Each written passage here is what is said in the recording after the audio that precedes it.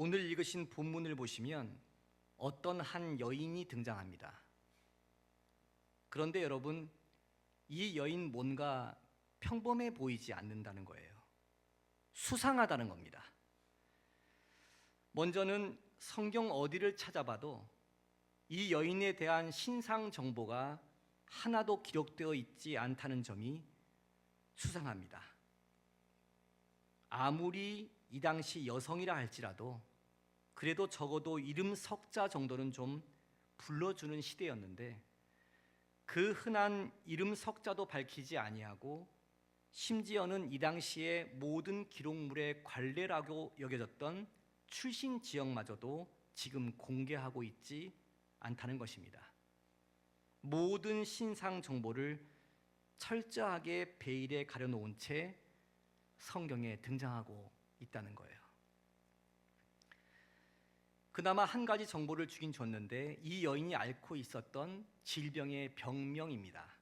하지만 이 질병마저도 사실 그 원인을 알 수 없는 그런 정체불명의 질병이었다는 거죠. 혈루증, 피혈, 흐를루.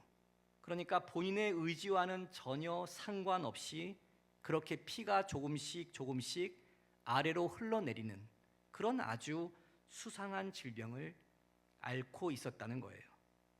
그저 우리의 상상력을 조금만 발휘해 봐도 이 여인의 몸 상태는 뭔가 남들 눈에 보이지 않게 숨겨야만 하고 뭔가 세상 사람들 모르게 감춰야만 하는 그런 수상한 몸 상태로 보인다는 것입니다. 이뿐이 아닙니다. 이 수상한 여인이 군중 속으로 슬그머니 끼어 들어와서는 하는 행동도 한번 유심히 지켜봐 주시기 바랍니다. 아주 수상하다는 거예요. 오늘 읽으신 본문 27절 말씀을 화면을 한번 보시고 함께 읽어보시겠습니다. 오늘 본문의 27절의 말씀 시작. 예수의 소문을 듣고 무리 가운데 끼어 뒤로 와서 그의 옷에 손을 대었다. 그러니까 사람들이 많이 모여서 북적거리는 인파를 교묘히 이용하더니 수많은 무리 사이로 은근슬쩍 끼어들었다는 거예요. 그리고는 어떤 사람 앞에 당당하게 앞으로 나선 것이 아니라 그 사람의 뒤로 슬며시 다가섰다는 거죠.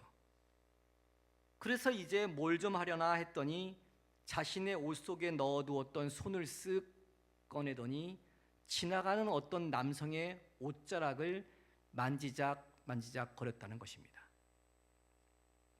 여러분 어떠신가요? 누가 봐도 수상합니다. 그런데 여기서 우리를 더욱더 놀라게 하는 것은 이 수상한 여인의 수상한 행동이 이 여인의 수상한 질병을 낫게 하였다는 것입니다. 도대체 이 여인의 어떤 것이 이 여인의 지긋지긋한 고질병을 낫게 해줬다는 것일까? 이 은혜를 이 시간 좀 세 가지 나누어 보려고 합니다. 첫 번째, 이 여인 생각이 남들과 달랐기에 질병에서 나음을 얻게 된 것입니다. 오늘 읽으신 본문 28절 말씀을 화면을 보시고 함께 읽어보겠습니다. 시작. 이는 내가 그의 옷에만 손을 대어도 구원을 받으리라 어떻게 해요? 생각함일러라. 여러분 이 당시 예수님의 존재감은 그야말로 히어로 영웅이셨습니다. 어딘가에 예수님 나타났다 소문이라도 들릴라 치면 그저 자기 병 한번 고쳐보려고 자기 문제 한번 해결받아 보려고 주님이 등장한 동네에는 발 디딜 틈 하나 없이 빼곡하게 사람들이 운집해 인산인해를 이루었다는 거예요. 오늘 읽으신 본문 24절의 말씀도 화면을 보시고 함께 읽어보겠습니다. 24절의 말씀 시작. 이에 그와 함께 가실새 큰 무리가 따라가며 애워싸 밀더라. 헬라어 원문으로 읽어보니 큰 무리가 따라가며 압박을 하여 질식할 정도였더라. 그러니까 거대한 인파가 서로 엉겨 붙어가지고 그 압박감에 질식을 할 정도로 예수님 주변에 거대한 무리가 모였다는 거예요. 그러니까 어느 누구라도 마음만 먹으면 주님의 옷에 손을 대는 것은 물론이거니와 주님의 몸에 바짝 밀착해가지고 주님을 만지고 밀치고 당기고 다 할 수 있었던 그런 상황이었다는 거예요. 다시 말해서 오늘 본문의 수상한 여인처럼 주님의 옷에 손 한 번 갖다 댄 정도의 사람들은 이 여인 말고도 셀 수도 없이 수두룩하게 많았다는 것입니다. 실제로도 예수님께서 나중에 누가 내 옷에 손을 대었느냐라고 군중들에게 물으시자 제자들이 먼저 짜증 섞인 말투로 이런 대답을 했다는 거예요. 오늘 읽으셨던 31절 말씀을 제가 읽어드리면 제자들이 여짜오되 무리가 에워싸 미는 것을 보시며 누가 내게 손을 대었느냐 물으시나이까? 이렇게 짜증을 냈다는 거죠. 그러니까 현장에 있었던 수많은 군중들의 손길과 이 수상한 여인의 손길은 차원 자체가 달랐다는 거예요. 도대체 무슨 차이였을까? 오늘 본문 읽으신 28절 말씀의 끄트머리를 유심히 쳐다보니 단 하나, 생각의 차이였습니다. 먼저 이 여인의 그의 옷에만 손을 대어도 구원을 받으리라 라고 하는 생각 한번 곰곰이 묵상해 보기를 원하는데요. 과연 이 생각이 상식적이고 현실적일까? 아니면 터무니없고 비현실적일까? 다시 말해서 주님의 옷에 손만 갖다 대면 누구나 구원을 받을 수 있는 것일까? 전혀 아니죠. 주변에 인산인해를 이뤘고 누구나 다 손을 대고 있다고 말씀드렸잖아요. 그런데 이 여인 정말 어처구니가 없고 터무니없고 비현실적인 생각을 했고 그 손길을 뻗쳐 지긋지긋한 고질병이 나았다는 거죠. 이유가 뭘까? 여러분 혹시 이런 생각 한번 해보셨나요? 우리 그리스도인들의 일상 말입니다. 믿지 않는 세상 사람들의 눈으로 바라본다면 여러분 우리를 어떻게 생각할 것 같으신가요? 보통의 일반적이고요 평범한 세상 사람들이라면 주중에 일하고 주말에는 뭘 하나요? 주말에는 대부분 주중에 과다한 업무로 인해 지친 몸에 휴식을 취하거나 주중에 시간적 여유가 없어서 못다한 취미 생활을 하시거나 가족과 누리지 못한 여가 생활을 같이 즐기기 마련이라는 거예요. 그런데 우리 그리스도인들의 주말은 어떠신가요? 예배드리러 예배당 나오시죠. 이뿐인가요? 어떤 성도님들은요 평일에 직장 생활하시는 것보다 주일에 교회에서 하는 사역이 더 많고 훨씬 더 힘들다고 하시는 분들 많이 계시다는 거예요. 이뿐인가요?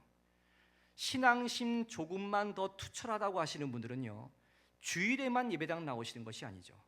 평일에도 낮으로 밤으로 심지어 새벽에도 누가 그렇게 나오라고 강제로 끌고 나가는 것도 아닌데 스스로 알아서 알람까지 맞춰놓고 예배당에 나오신다는 거예요.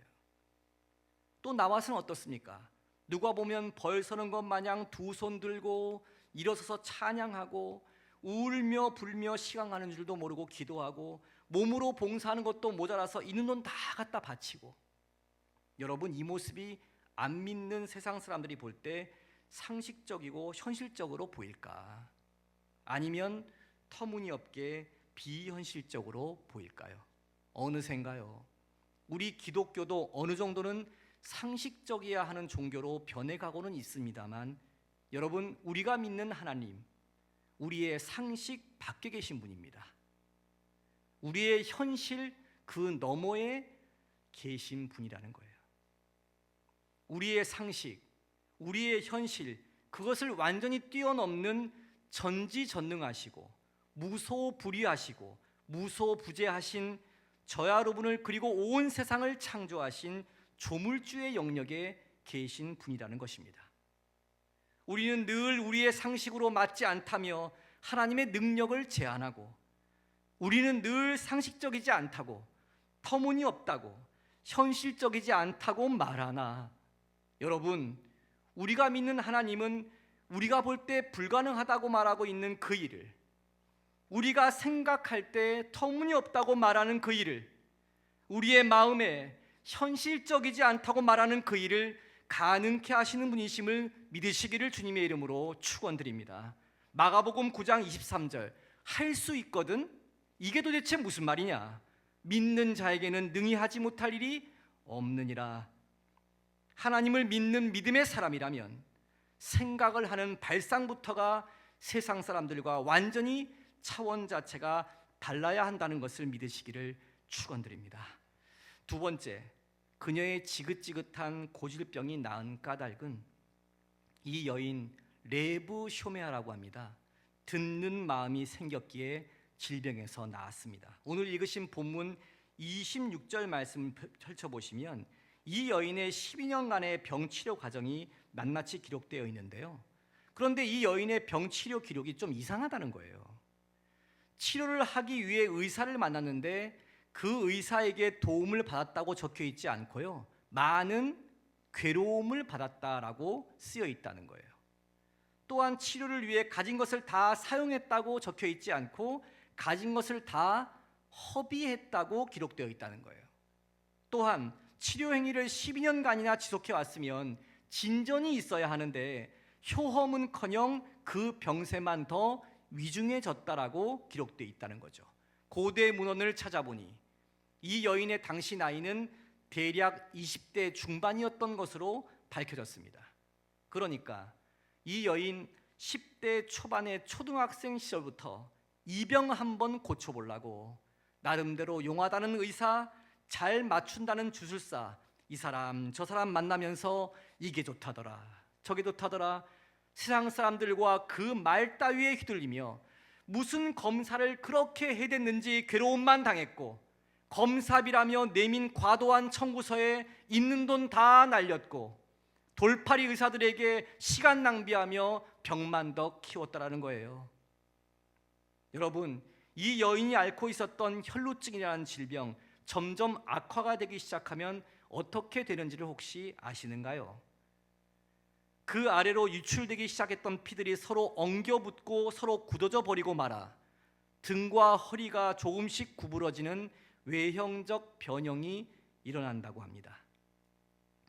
초등학생 시절부터 병 한번 고쳐보려고 안간힘 썼는데 20대 중반에 꽃을 피워야 할 여성의 나이가 되어서는 이젠 외형적 변형까지 일어나서 더 이상 주변 사람들에게 숨길 수조차 없는 상태에 돼버렸다는 거예요. 예수님 당시에 이런 혈루증에 걸린 사실, 주변에 알려지기라도 하면 내 삶에 어느 정도의 고통을 주는 것일까? 레위기 15장 25절로 27절 말씀을 제가 대신 좀 읽어드리겠습니다. 만일 여인의 피의 유출이 그의 불결기가 아닌데도 여러 날이 간다든지 그 유출이 그의 불결기를 지나도 계속된다면 그 부정을 유출하는 모든 날 동안은 그 불결한 때와 같이 부정한 여인이다. 따라서 그 유출이 있는 모든 날 동안에 그가 눕는 침상은 그에게 불결한 때의 침상과 같고 그가 앉는 모든 자리도 부정함이 불결한 때와 같으니 그것들을 만지는 자는 다 부정하다. 그러니 그의 옷을 빨고 물로 몸을 씻을 것이며 저녁까지 부정할 것이다. 한마디로요, 이 시대에 혈루증이 걸린 사실이 주변에 발각되는 사실, 세상과 철저히 경이된 채 홀로 살다가 서서히 죽어가게 되는 소위 사형수의 감옥 생활과도 같은 것이었습니다. 그런데 어느 한 날 갑자기 이 여인에게 주님의 말씀이 귀에 들리더라는 거예요. 그리고 그 말씀이 내 심금을 좀 울렸더라는 거예요. 그래서 나를 일으키고 나를 행동하게 만들었다라는 것입니다. 이것을 우리는 은혜 받았다 이렇게 말합니다. 오늘 읽으신 본문 27절 상반절 말씀을 쳐다보니 예수의 소문을 듣고, 여러분 우리 기독교 신앙에서요, 이래서 듣는 사람의 마음 자세가 아주 중요하다는 거예요. 로마서 10장 17절, 믿음은 들음에서 나며 들음은 그리스도의 말씀으로 말미암았느니라. 오늘 본문의 여인 어느 순간에요, 예수님의 소문이 귀에 들려지는 은혜를 입었다는 거예요. 그래서 레브 쇼메아라고 합니다. 듣는 마음이 막 요동치더라는 것입니다. 그래서 이때를 놓치지 않고 어떻게 했다는 건가요? 예, 지나가려 하시는 주님의 옷자락만이라도 좀 부여잡고 이 은혜를 놓치지 말아야겠다, 이 생각을 했다는 것입니다. 그래, 오늘 이 시간 주님은 나를 그냥 지나쳐 버리실지도 몰라. 그러나 나에게는 레부쇼메야, 듣는 마음을 허락해 주셨어. 그러니까 내가 지나가시는 주님의 옷자락만이라도 부여잡을 수만 있다면 이 지긋지긋한 고질병 벗어날 수 있을 거야. 저 주님의 옷자락, 바로 오늘, 바로 이 시간, 지금 내가 잡느냐 못 잡느냐에 내 인생 전부가 걸려 있어. 이 듣는 마음을 통해 이 갈급한 심령이 발동했고 주님의 옷자락을 부여잡았고 결국 12년간이나 고질병으로 앓았던 질병에 나음을 입어 건강을 되찾았다는 거예요. 여러분, 오늘 저와 여러분의 심령은 어떠신가요? 예수님 주변에 몰려든 수많은 군중들의 무의미한 손길처럼 제주도의 돌하루방 코 만지면 아들 낳을 수 있다는 그런 막연한 기대감으로 앉아 계신가요? 아니면 주님 혹시 내 문제, 내 질병 고쳐만 주실 수 있으면 좋겠습니다라는 무미건조한 바람으로 앉아 계신가요? 오늘 주님의 말씀이 내 귀에 들려지고 내 심령을 울리고 계시다면 그 은혜의 바다에 한번 풍덩 빠져서 성령의 뜨거운 기름이 충만하게 부어지는 그런 수요일 밤 되시기를 주님의 이름으로 간절히 축원드립니다. 마지막으로 이 여인의 지긋지긋한 고질병 나은 까닭은 이 여인 손길이 주님과 연결되었기 때문입니다. 오늘 읽으신 본문 30절 말씀을 화면을 보시고 함께 읽어보겠습니다. 오늘 본문의 30절 말씀 시작. 예수께서 그 능력이 자기에게서 나간 줄을 곧 스스로 아시고 무리 가운데서 돌이켜 말씀하시되 누가 내 옷에 손을 대었느냐 하시니. 아멘. 누가 내 옷에 손을 대었느냐. 여러분, 주님께서 주님의 옷에 손을 댄 사람이 어디에 있는지, 그가 누구인지 이것을 몰라가지고 그 사람을 찾아보려고 지금 하신 질문일까요? 전혀 아니죠. 손을 대다, 헬라어 하프토마이, 나와 연결된 사람 지금 어디 있느냐, 이 질문을 던지신 것입니다. 여러분, 연결되다라고 하는 말은요, 두 가지 의미를 동시에 품고 있습니다. 하나는 믿음입니다. 예를 들어서요, 부부는요 하나로 연결되어 있습니다.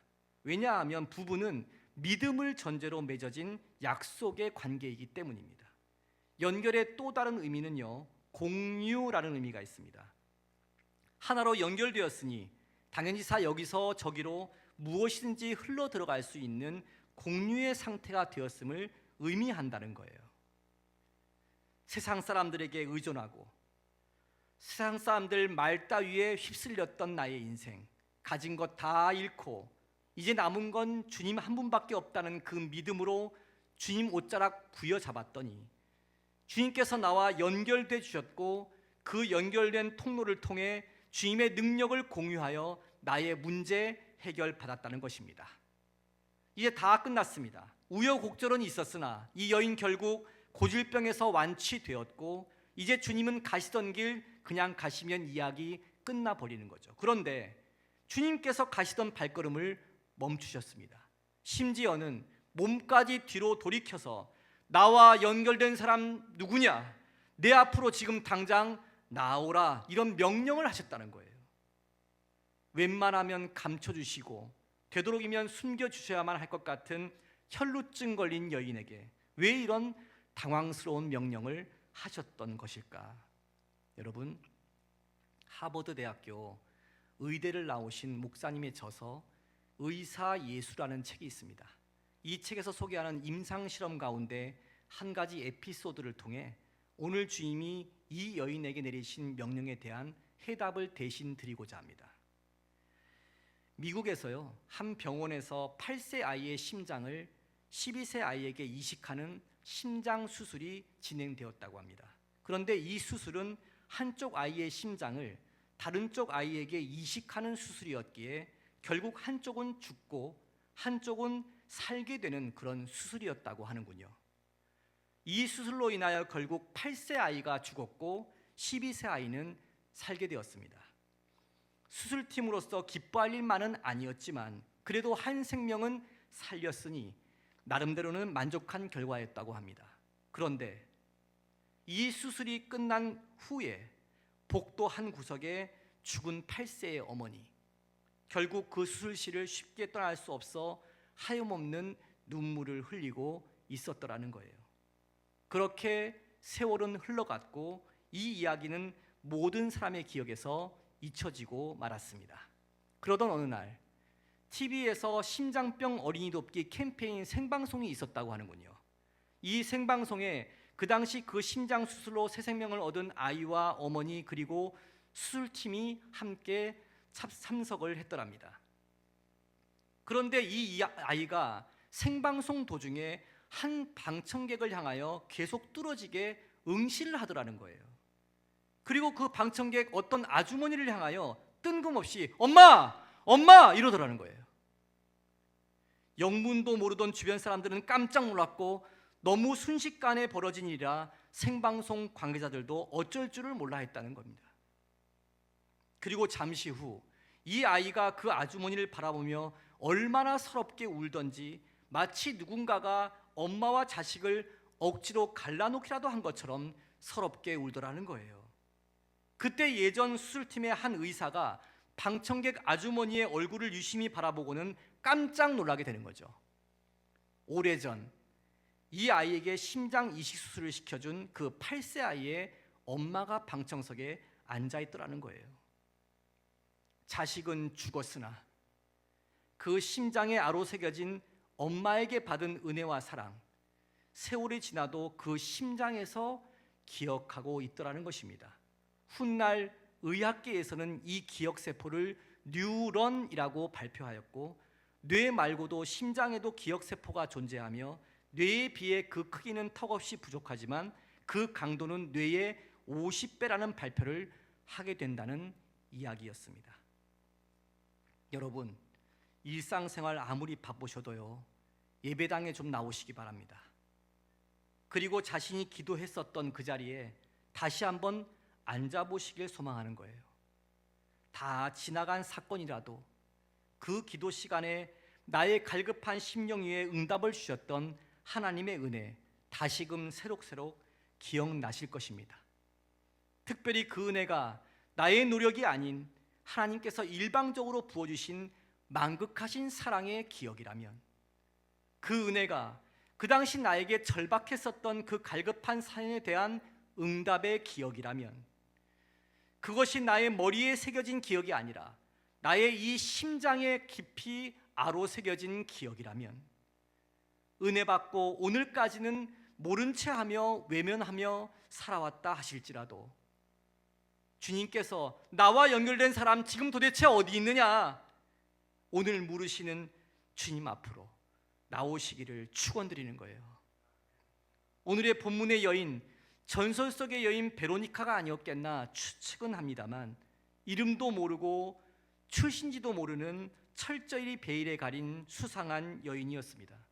그런데 말씀을 깊이 묵상해 보니 이 여인의 이름이 오늘 본문에 분명히 기록되어 있었다는 거예요. 오늘 읽으신 본문 34절 말씀이죠. 예수께서 이르시되 따라. 여러분, 이 여인의 이름이 예수님의 딸이랍니다. 세상에서는 나를 도와줄 것만 같았던 바로 그 사람, 나를 버리고 도리어 나에게 괴로움만 주었고, 세상에서는 내가 가진 물질 다 소진해버리자 모두 나를 버리고 떠나가 버렸으며, 세상 모든 것은 헛되고 헛되니 모든 것이 헛되었는데, 그때마다 주님께서 언제나 나에게 다가와 너는 내 사랑하는 아들이다, 내 사랑하는 딸이다, 내 소속으로 연결된 사람이다, 지금 어디에 있느냐, 나에게로 나오라, 예배의 자리로, 기도의 자리로, 찬양의 자리로 당장 나오라. 주님이 오늘도 명령하시는 것입니다.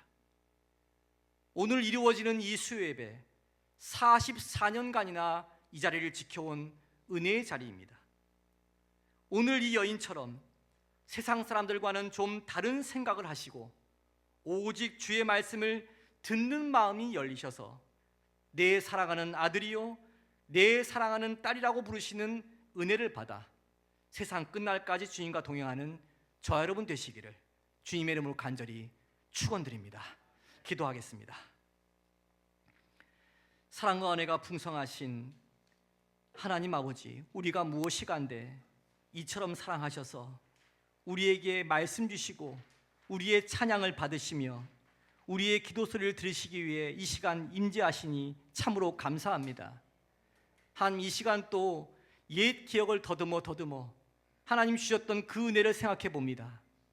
하나님이 주신 은혜가 아니었으면 어떻게 지금까지 살 수 있었겠습니까? 다시 그 기도의 자리, 다시 그 예배의 자리, 다시 그 찬양의 자리를 회복하게 하여 주옵소서.